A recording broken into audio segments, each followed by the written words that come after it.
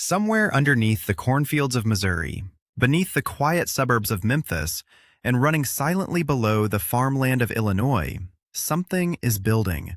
Something that most people have never heard of, something that the mainstream media rarely covers, and something that scientists say could reshape the entire central United States in a matter of minutes. And the most terrifying part is not the threat itself. The most terrifying part is how completely unprepared we are for it. Today we are talking about the new Madrid Seismic Zone, and by the end of this video, you are going to understand why some of the most respected geologists and seismologists in the country believe this is the single most dangerous and overlooked natural disaster risk in America right now. Let me start with a question that very few people outside of the scientific community can actually answer. What was the most powerful series of earthquakes ever recorded in the continental United States? Most people guess California. San Andreas Fault, the big one everyone keeps warning about in Los Angeles. But the answer is not California. It is not even close to California. The answer is a small town called New Madrid in what is now the state of Missouri, and the year was 1811.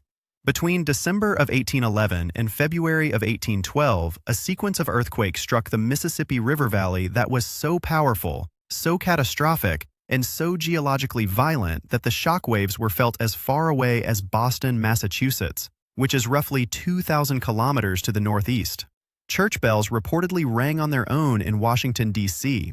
The ground cracked open across hundreds of kilometers. Entire forests were swallowed by the earth. And in one of the most astonishing geological events ever documented on this continent, the mighty Mississippi River actually reversed its flow for a brief period of time. Let that settle in for a moment. A river that drains the entire heartland of America, a river that carries more water than almost any other river on the continent, ran backward. Not because of a dam failure, not because of any human engineering, because the ground beneath it buckled and heaved so violently that the river had nowhere to go but back. Estimates for the magnitude of those earthquakes range from 7.5 all the way to 8.8 on the Richter scale, depending on which geological models researchers use. Some of the individual events in that sequence may have been among the most powerful earthquakes ever to strike the North American continent. And the fault system responsible for all of this is still there. It is still active. It is still accumulating stress. And most people driving through the Midwest have no idea they are sitting directly on top of it. The new Madrid Seismic Zone stretches approximately 2,400 kilometers in length, running diagonally through parts of Missouri, Illinois, Arkansas, Tennessee, and Kentucky. It is not a simple, single fault line the way most people imagine a fault. It is a complex network of interconnected fault segments buried deep beneath the surface, hidden under centuries of sediment and soil. You cannot see it from the road. You cannot see it from the air. But it is there. And it has been building pressure for over 200 years. Here's where the science gets genuinely unsettling. In California, people understand earthquake risk because they can see evidence of the fault. The San Andreas Fault has surface expressions. You can literally stand next to it. But the new Madrid Seismic Zone operates differently. The fault lies in the middle of a tectonic plate rather than at the boundary between two plates. This is what scientists call an intraplate fault system. Because it sits inside a rigid plate rather than at a boundary, the seismic waves it produces travel much farther and with much greater force than equivalent earthquakes on plate boundary faults like the San Andreas. To understand the practical difference, consider what happened in 1989 in San Francisco during the Loma Prieta earthquake, which measured 6.9. The damage was primarily confined to the Bay Area. Now consider what happened in 1811 in New Madrid with an estimated 8.0 or higher event. The shaking was felt across an area roughly 10 times larger than the entire state of California. A comparable event in the new Madrid Seismic Zone today would not just damage Missouri and Tennessee. It would send violent shaking into 28 states. Scientists estimate that a magnitude 8.0 event on this fault system today would be felt by more than 200 million people. Now, let us talk about what that actually means in practical terms, because this is where the conversation shifts from geology to genuine human catastrophe. Memphis, Tennessee is one of the most strategically critical cities in the entire United States. It sits almost directly above the most active segment of the new Madrid Seismic Zone. Memphis is home to one of the busiest inland ports in the country, a massive hub for freight shipping, distribution centers for several major American companies, and critical infrastructure connecting the eastern and western halves of the nation. The city also has one of the most dangerous building inventories of any major American city when it comes to earthquake vulnerability. Older buildings, bridges built to minimal seismic standards, natural gas lines, water mains, electrical grid infrastructure. Much of it was built in an era when nobody seriously considered that Memphis needed to prepare for a catastrophic earthquake. A study conducted by the Mid-America Earthquake Center, which is a research consortium involving multiple major universities, estimated that a magnitude 7.7 earthquake centered on the new Madrid Seismic Zone would cause approximately 100,000 casualties in the immediate aftermath. That number includes deaths and serious injuries. It would collapse or severely damage roughly 80,000 residential buildings. It would destroy or render unusable dozens of major bridges across the Mississippi River and Ohio River. And it would rupture natural gas lines and water mains across multiple states simultaneously. But the infrastructure story gets even more specific and even more alarming when you start looking at the details. There are currently 55 highway bridges crossing the Mississippi River between Cairo, Illinois, and Baton Rouge, Louisiana. According to engineering assessments conducted over the past 2 decades, the vast majority of these bridges were not designed to withstand a major New Madrid event. In a magnitude 8.0 scenario, researchers at the University of Illinois and other institutions estimate that most of those bridges could sustain catastrophic damage or complete failure. Now, think about what that means. The Mississippi River is the primary north-south dividing line of the United States. If those bridges go down simultaneously, the country is effectively cut in half. Emergency response from the East Coast cannot easily reach the West. Supply chains, which already proved fragile during the COVID pandemic, would be severed. Fuel, food, medical supplies, emergency equipment, all of it would have to find alternate routes. And there are not many alternate routes. The natural gas pipeline network is another nightmare scenario hiding in plain sight. The new Madrid Seismic Zone sits beneath one of the most critical nodes of the American natural gas distribution network. Multiple major pipelines run directly through the highest hazard zones. In a major earthquake, ground liquefaction, which is a process where saturated soil temporarily behaves like a liquid during intense shaking, would likely rupture dozens of these pipelines simultaneously. The resulting fires would be nearly impossible to fight in the immediate aftermath because water systems would also be compromised. Seismologists use the term fire following earthquake to describe what happens when ruptured gas lines and destroyed water systems combine after a major urban earthquake. It is considered by many researchers to be potentially more destructive than the earthquake itself. Now, you might be asking yourself a reasonable question. If this threat is so severe, why is almost nobody talking about it? Why is there no massive federal preparedness program? Why are cities in this region not being rebuilt and retrofitted the way San Francisco has been over the past several decades? Part of the answer is simply the psychology of risk perception. People respond to risks they can see and risks that happen frequently. California has earthquakes regularly. People in Los Angeles feel small tremors all the time. That constant reminder keeps seismic preparedness in the cultural conversation. The new Madrid Seismic Zone is quiet on a human timescale. There have been moderate earthquakes, including events in the 5.0 range that are felt and noticed, but nothing in living memory has approached the scale of what the fault is capable of producing. That silence is not reassuring to scientists. It is actually part of what makes the threat so serious. Here is why geologists are paying closer attention right now. The recurrence interval for major earthquakes on the new Madrid Seismic Zone, based on paleoseismic studies where researchers examine layers of sediment and geological records going back thousands of years, suggests that events of magnitude 7.5 or greater have occurred on this fault system roughly every 500 years on average. The last major sequence was in 1811 and 1812. That means, by historical standards, We are already in the window of time when another major event could occur. Some researchers say we are overdue. Paleoseismology is the science of reading earthquake history from the physical record left in the Earth itself.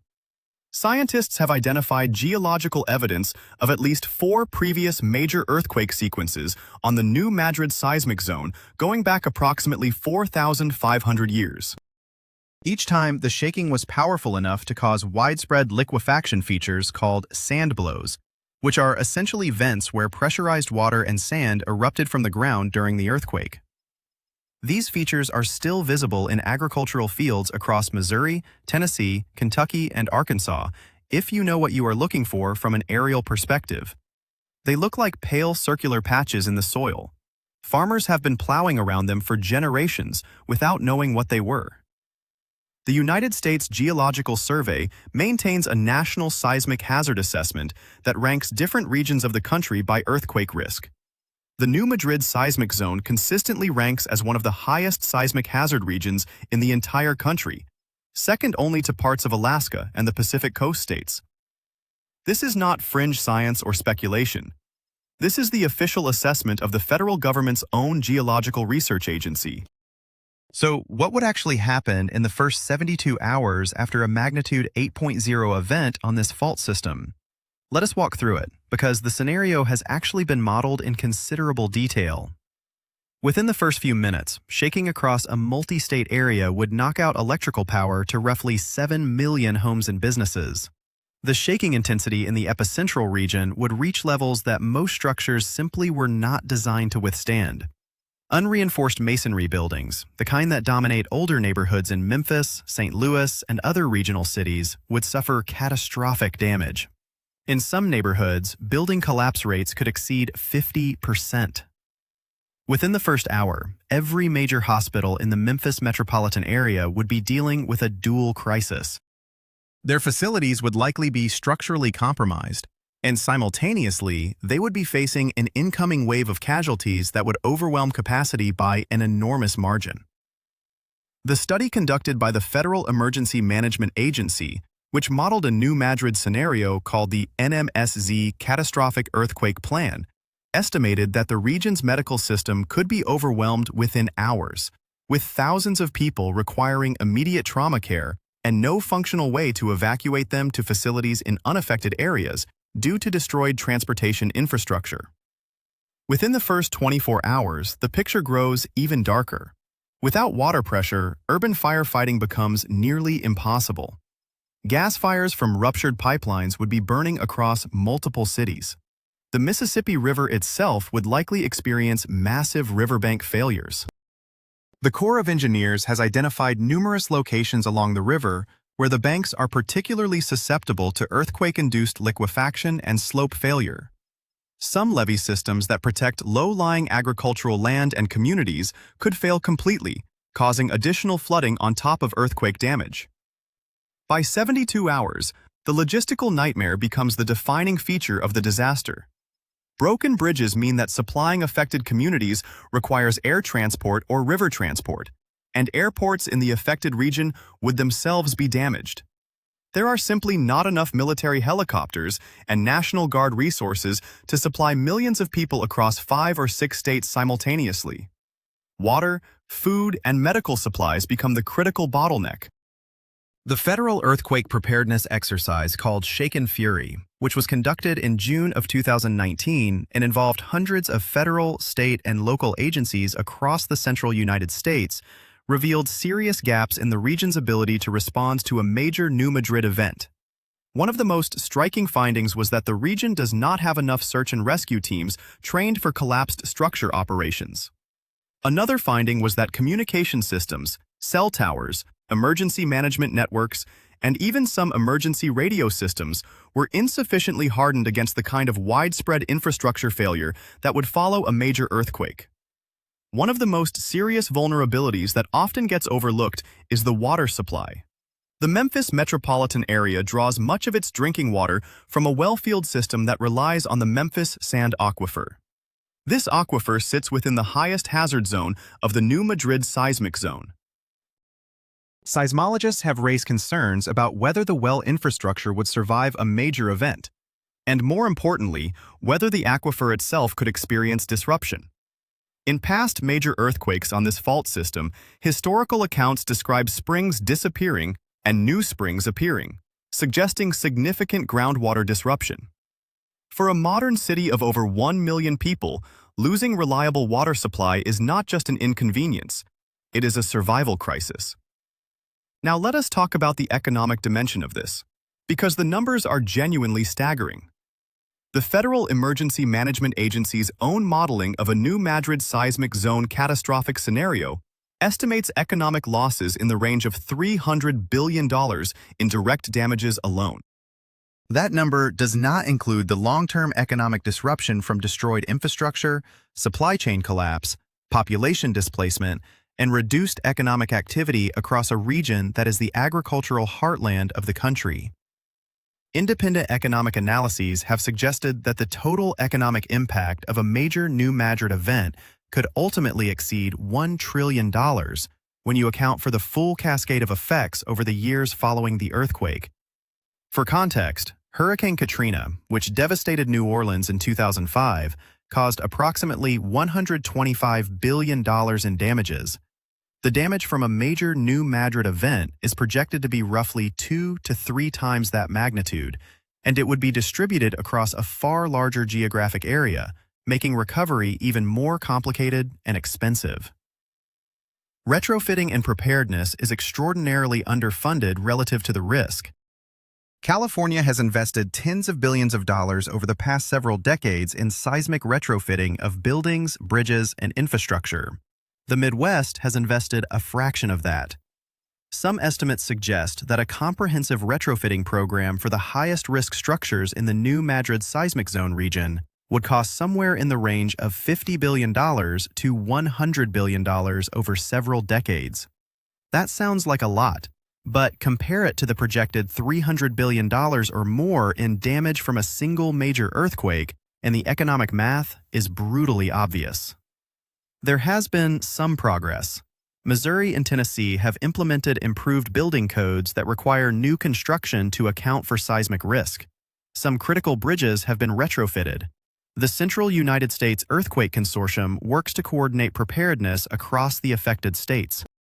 But experts who study this fault system consistently say the pace of preparedness is far too slow, relative to the probability and magnitude of the risk. There is also a social equity dimension to this issue that does not get enough attention. The communities at highest risk from a new Madrid Seismic Zone event are disproportionately lower-income communities with older housing stock. Wealthier neighborhoods have newer buildings constructed to better codes. They have resources to prepare emergency supplies. Lower-income communities are more likely to be living in unreinforced masonry buildings, mobile homes, or older wood-frame structures that perform poorly in major earthquakes. They are also less likely to have the financial resources to recover without federal assistance. The communities least able to withstand a disaster are, once again, the ones most exposed to it. Let us also address the scientific debate that exists around this fault system, because it is intellectually honest to acknowledge that there is some legitimate disagreement in the scientific community about the current activity level of the new Madrid Seismic Zone. In 2009, a study published in the journal Nature suggested that the new Madrid Seismic Zone might be in the process of shutting down, that stress might be dissipating rather than accumulating. This created a significant controversy in the seismological community.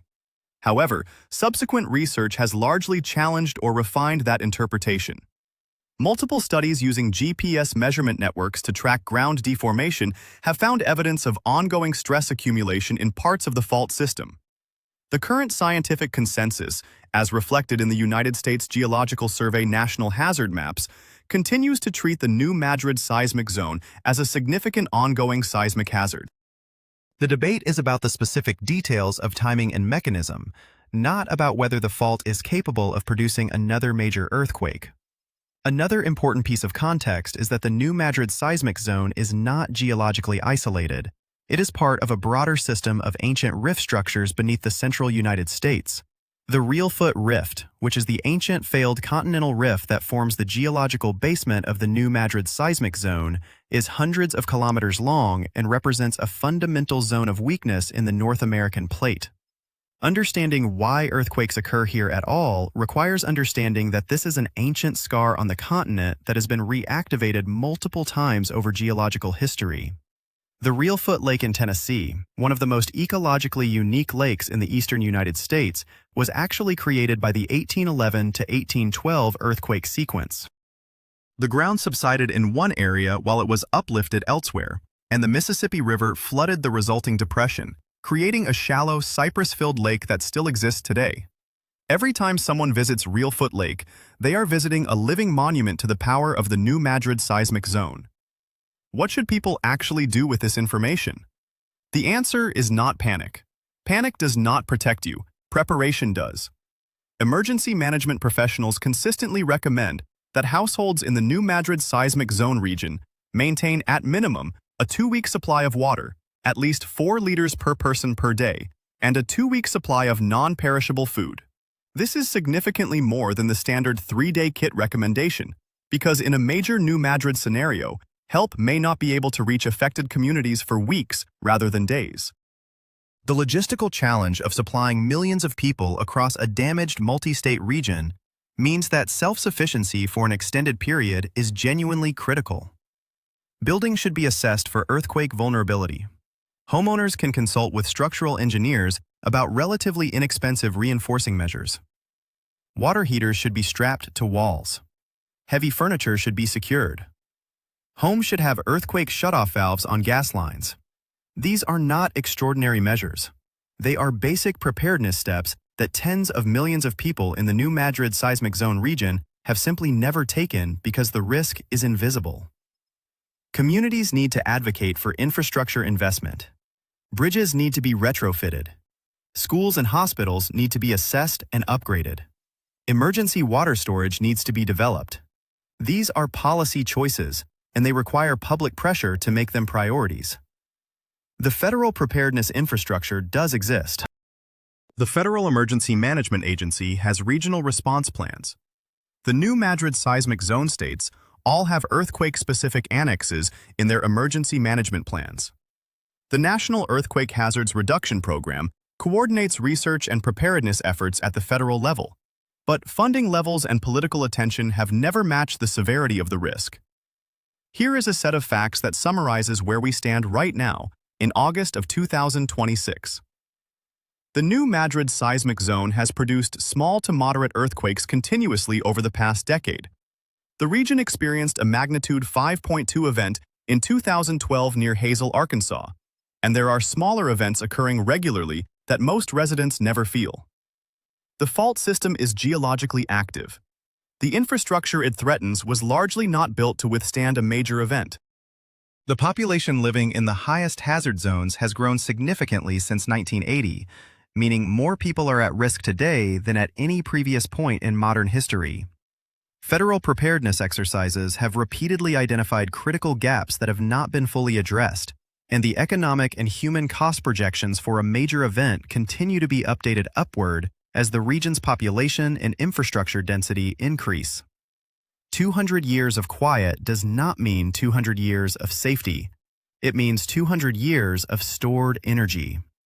Every year that passes without a major event is a year during which stress continues to accumulate on a fault system that the geological record clearly shows is capable of catastrophic rupture. The new Madrid Seismic Zone is not a theory. It is not a fringe hypothesis advanced by catastrophists looking for attention. It is documented by the United States Geological Survey, studied by universities across the central United States, incorporated into official federal risk assessments, and modeled in detail by emergency management agencies at every level of government. The science is not in dispute. What is in dispute is whether we as a society are willing to take it seriously enough to act before the earthquake happens rather than after. The Mississippi River once ran backward because of this fault, and in the 200-plus years since, we have built an entire civilization directly on top of it with remarkably little preparation for what happens when it wakes up again. Memphis sits directly above the most active part of this fault. St. Louis is within the zone of extreme hazard. Nashville, Little Rock, and dozens of smaller cities and communities would face severe shaking in a major event. The bridges that hold our supply chains together cross a river that sits on top of the fault. The pipelines that heat our homes run through the highest hazard zones. The hospitals that would be needed to treat hundreds of thousands of casualties were not built to modern seismic standards. This is not hidden information. The United States Geological Survey publishes their hazard maps publicly. The Federal Emergency Management Agency has published their catastrophic event planning documents. The research is out there for anyone willing to look. The question is whether enough people are paying attention to make preparedness a genuine political and social priority. So here's the challenge to every person watching this video right now. Look up the seismic hazard rating for your city or county on the United States Geological Survey hazard maps. Find out if the bridges you drive across every day have been retrofitted to seismic standards. Find out if your children's school was built before modern seismic building codes were adopted in your state. Find out if your local hospital has a seismic assessment on record. Ask your local elected officials what the earthquake preparedness plan is for your community. And if you live in the central United States, start building that 2-week emergency supply today. Not because an earthquake is definitely coming tomorrow, but because the geological record is unambiguous about the fact that it is coming eventually. The ground beneath the Midwest is telling a story that most people are not listening to. The question is whether we will be ready when it decides to speak again. Now, here's the question I want every single person in the comments to answer, and I genuinely want to see what you think.